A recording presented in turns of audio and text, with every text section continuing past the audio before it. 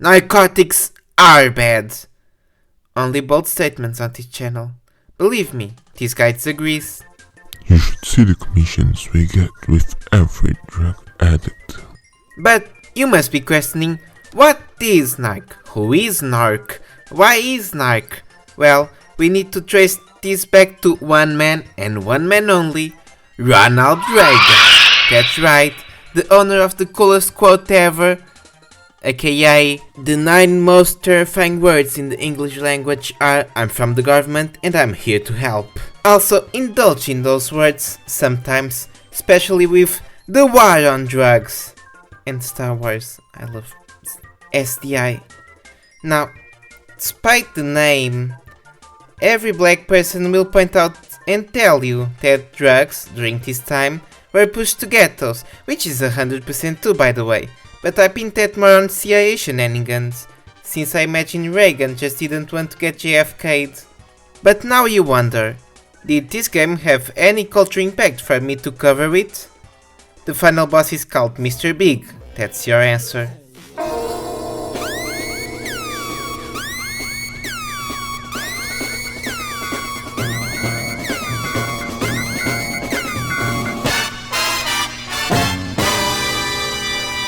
So, NARC is, by all intents and purposes, War on Drugs, the game. So, instead of Mr. T or whoever is telling you to stop and get some help, you shoot the hobos yourself, since I guess y'all got stuck in the 70s and it's time to bring them to the 80s with some good old American lads. Developed in 1988 by Williams Electronics, or the actual owners of Midway before they became Midway itself, we are, naturally, playing the arcade version, like with Altered Beast, to be fair to the game, since I imagine the NES version doesn't live up to this one. Without further ado, let's boot up NARC. How do I describe the story of this one?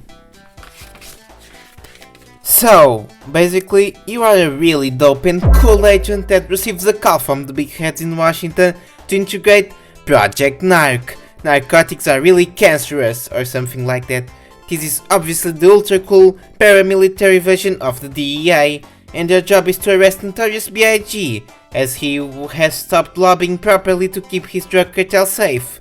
So it's time to arrest him over tax invasion. So you roam the streets, shooting or arresting every junkie or criminal in those, until you reach Biggie Smalls to end his reign of terror and give back the drug routes to the rightful owners of the big dildo industry of the CIA.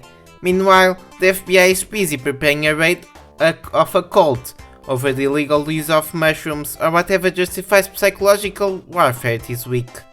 Our playable characters are Max Force and Hitman, which are such late 80s, early 90s we ran out of names that I'm genuinely surprised there isn't a support character called Just In Case. And that's about it. Are you more shocked about the fact, or the fact that this one wasn't funded by the government, at least directly? Maybe we should shock ourselves into gameplay and level design. Corridors.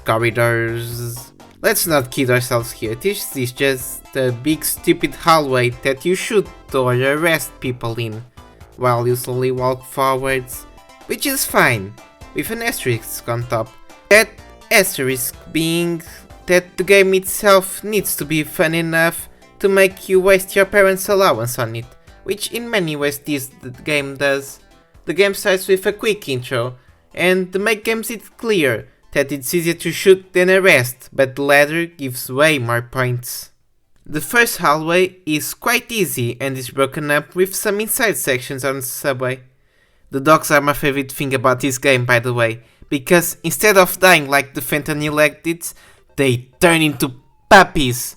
Because human violence is fine, but be a game damned for showing a dog bleed next to the Mario Bros or the Galaga machines.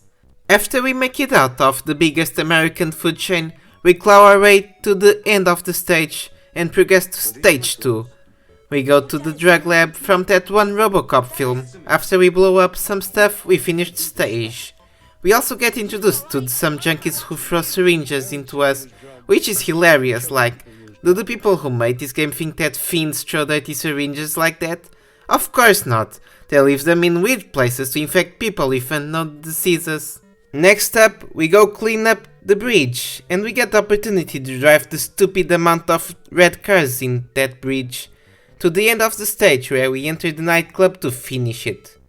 On stage 4, we get to kill 2016's biggest trend, killer clowns, as we enter the spooky sex street, and the best place to get corrupted into a filthy degenerate drug-taking fiend, or at least the 80s version of that. I'm surprised there isn't a D&D house next to the sexy ladies. You must have noticed I haven't really talked about gameplay, but what do we have to discuss here? What you see is what you get. This is a run and game to its literal logical conclusion by name alone. It's about as complex as an Atari game. You literally only have 2 buttons. One shoots and other shoots missiles, besides moving of course. Look, the woman starts celebrating when we get close to them after rescuing. We are also introduced to bugs, which are awful, not buggy game, actual bugs. We finish the level and move on to burn all the hippie grass because this isn't the 1970s anymore. It's time to use some American muscle because Africa is getting too peaceful. We quickly burn the Woodstock storage and move on to PDD's slave building. After some light cleanup on the streets, we enter the building itself. We make our way over the different floors and arrest or kill as many junkies as possible. We then reach the Mr. Big floor, which has portraits of himself with a me caption. Hey, that's not me, I'm just fat, not the drug seller. After we make him fall off the chair, we open the door and we see that B.I.G. actually survived as a giant disembodied head on a weird steel platform. And if I wasn't harsh on the game, I'm going in now. This boss is unfair. Ungodly so. You need to shoot him in the glasses, then eyes until the skeleton comes out. There's just one problem. You can only damage it with rockets, which you have limited ones for every continue. Not only that, but the boss can just pin you and damage stacks if your iframes end before you run away. Worst of all is that if you have to revive after he kills you, you go back to the start of the fight. So, my fight, until I resorted to sheets, was basically dying just enough times to get some rockets to properly dispatch the first phase, and then pray I could get far enough to shoot his skeleton, which never happened. So, a rough end to a mindlessly fun game that's our static experience. The graphics are pretty good. In many ways they feel like a natural starting point that led to something like Mortal Kombat, just a bit more cartoonish. It's one of those cases where realism helps sell the absurdity, and it stands out, which makes it a better experience overall, even if you are not finding it cool, but just laughing at it. That is also true for the sound design itself. It feels like it's lived, and it's quite busy, which helps masking the often mediocre music that just sounds like 80s pop with a dash of hair metal to make it cool. The level designs are all pretty good and merge well, with my only real complaint being that they weren't even more goofy besides the bugs. Our protagonists look like ninjas. The weird attacks and Mr. Big's head. If I was in charge, I'd make it way goofier and memeable. But that is also the charm of this game. It isn't supposed to be inherently goofy, it just is. Also, as a note, I find it hilarious that the gold bars in the end have gold written on them. I guess they thought the target demographic would confuse it with butter. I mean, what can I say more of a game like this? Did it age horribly? Theme-wise? Yeah. Gameplay-wise? Not really. Did it serve better more than the Altered Beast treatment? But for government propaganda? Kinda, but only because it seems like NARC slipped from everyone's memory.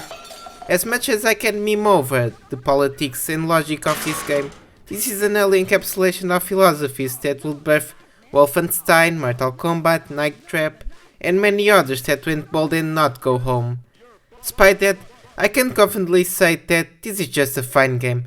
It's a pretty empty one, and while it's a great 5-minute distraction while your mom does the laundry, it's a bit obvious why it was and still is dead. Outdated politics, weird morality, pretty bad final boss, generic music, but a lot of soul and passion and a generally benchmark indicating where the 90s would go, if we take out the anti-drug sentiment, that is. So, in conclusion, this is definitely a product of this time that deserves some kind of redemption. Not to say it's right, far from that, but to me remembered as a fun and absurd arcade game that delivered on the fantasy of being a DEA agent trying to capture Walter White. Listen, you got at least 3/4 of your life to go. That's 3 more lifetimes to you. So don't blow it. Don't do drugs. If you're doing it, stop it. Get some help. McDonald's wants you to give yourself a chance to find out all the wonderful things you really can be. And so do I.